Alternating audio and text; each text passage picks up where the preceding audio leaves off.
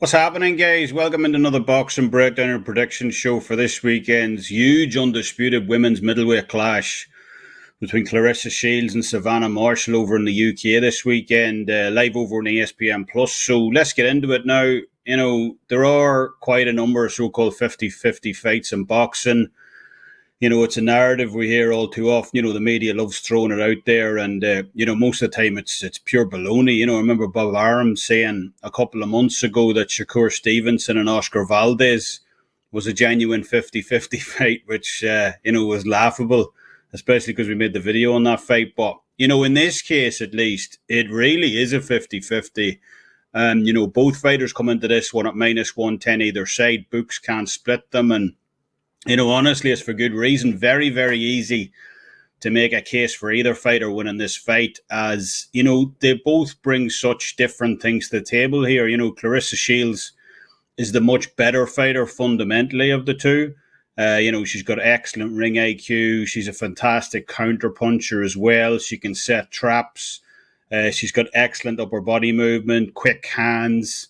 And in a phone booth type of fight, on the inside, 9 times out of 10, she's going to be the one to come out on top. But, she faces a fighter this weekend, Savannah Marshall, who is basically the opposite of her, in pretty much every regard. Marshall has decent fundamentals, nothing extraordinary. She's got relatively slow hands, especially when comparing them to Shields. But, what she lacks in those regards, she more than makes up for in her overall, unorthodoxness, you can say. Marshall is very hard to read in there, brings a kind of herky-jerky style of her own to fight, kind of very unique. And, her timing puts opponents off as well. 1 minute she's, kind of lazily throwing out a jab to the body, and the next, she's exploding in with a heavy uppercut. So it's going to be very difficult for Shields to get the read of her, even though they've faced each other before years ago, especially over the opening few rounds here.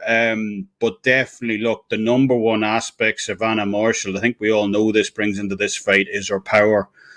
Power isn't usually much of a factor in women's boxing. Usually, 2-minute rounds, it's generally hard to break an opponent down over that time frame. Claressa Shields is just 2 stoppages to her name as a kind of testament to that. But Savannah Marshall really is, different gravy in the power department. She's got an absolutely explosive left hook, great uppercut as well, which has seen her win 10 of her 12 professional fights by stoppage. So, Marshall only needs to be right once in this fight. And, we've already seen Shields go down the career against Hannah Gabriels a few years ago. So she can definitely be hitting there. But, by the same token, Savannah Marshall has issues of her own as well. While her unorthodoxness is a major strength in the ring, it's also a bit of a weakness. She's very good in her feet, arguably better than Shields is. Shields is kind of flat-footed in there, but that leads Marshall oftentimes to be kind of off balance. She's guilty of crossing her feet a little too often for me. So if Shields can time that movement in this one, as Marshall's looking to switch position, something Shields is excellent at, it must be said. She's fantastic at timing her punches. She could well catch Savannah Marshall off balance here and score a quick knockdown. So for me, the one difference maker in this fight, and probably the deciding factor, is, because it is so hard to split them in this fight, is kind of, the psychology of the fight, the build-up, and most notably the press. Marshall beat Shields in the amateurs back in 2012, and that's been Shields' only loss as a boxer ever, either amateur or professional. And the British press have done a great job of reminding Shields of that fact for literally months now. Claressa Shields considers herself the greatest women's fighter of all time. Understandable, obviously, 2-time Olympic gold medalist. She's undisputed in 2 different weight classes as well. So, you can tell this kind of British press bombardment, of continually bringing up her only ever boxing loss up to this point is really starting to grate on her in the build-up to this fight. And I think because of her ego, because of her kind of winning mentality, she wants to right that wrong on Saturday so badly. Kind of put an exclamation mark on this rivalry with Savannah Marshall once and for all.